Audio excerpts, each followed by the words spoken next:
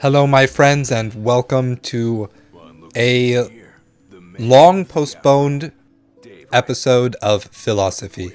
This time, I'm taking on a bit of a different format because I wanted to have the visuals of this game put foremost when talking about the subject that I ran into.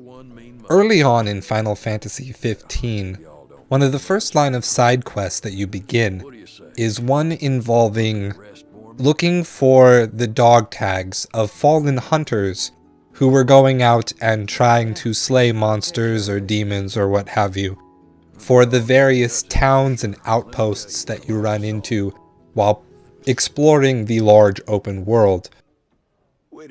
And its purpose in the game is to establish what life is like for people who live in that region compared to what people lived like in the Crown City or the main area of wealth that starts out being completely destroyed in this game. The purpose of the quest is to establish that to not be royalty, to be a common person, comes with it a lot of sacrifice and a lot of strife, even on a daily basis. But what it made me think about was the nature of the ritual itself, gathering a dog tag or keeping a dog tag to deliver to a person's loved ones after they've fallen in battle or fallen in the line of their duty trying to protect someone else. The role of ritual is something that has been well studied and well documented by philosophers over the years. And people have come to a lot of different conclusions as to sort of what its purpose is, or what its usefulness is, or what its lack of usefulness is. And I just wanted to go through a few of those and sort of give my 2 cents worth on it. One of the main functions of ritual is that it can create a sort of common knowledge in the society that the ritual becomes a part of.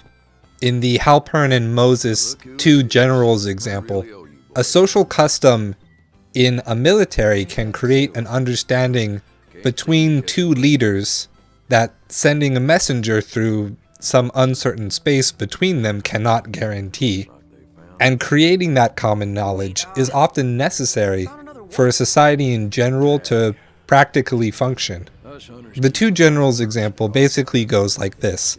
You have 2 generals on either side of a city in a valley, and both generals have to coordinate an attack and attack the city at the same time.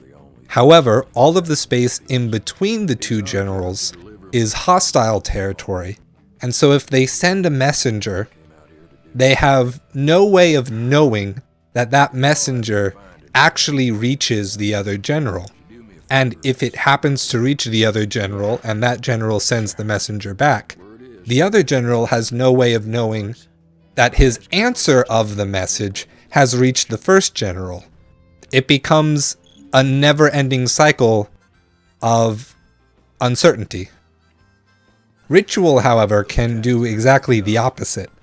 It can create a sense of trust that the other general will follow through on the plan as it has already been established by training. Creating that sort of common knowledge is often necessary for even a regular society to operate practically. For example, the idea that ignorance does not excuse a person from obeying the laws of a society. Rationally, it is obvious that the average citizen doesn't have a very detailed understanding of the laws. A modern nation like the United States has hundreds of thousands of laws, each with different standards and tests involved.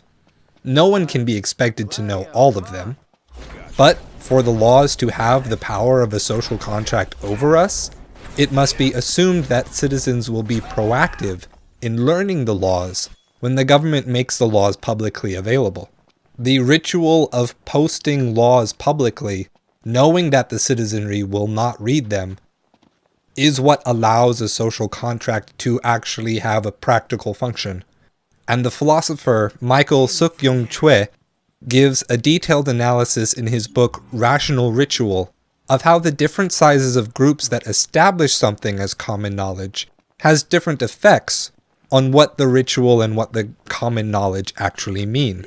The Buddhist philosopher Kukai talked about how ritual practice and knowledge of something are actually inseparable, which sort of denounces positive or propositional knowledge completely. At the same time, many Western philosophies and Confucianism recognize that ritual simultaneously has the power to suppress knowledge, control people's actions, and thus establish social order. I think this is the real sticking point for me.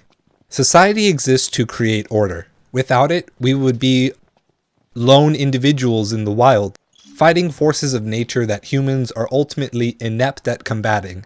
But when people trying to make social order by reason of their own ego, by hatred of other cultures, and by anything other than a virtuous interest in doing right by all people, the only result is oppression. It is chaos and disorder that is pretending to be safe, secure, and orderly. I think that the ritual of the dog tag is the perfect example of a virtuous ritual. It is a very small gesture, and everyone knows what it means. Delivering a dog tag is a military's way of saying, we care about you. We care about the one you've lost. It doesn't make anything better, but in the greatest moment of loss and loneliness, it says you are not alone.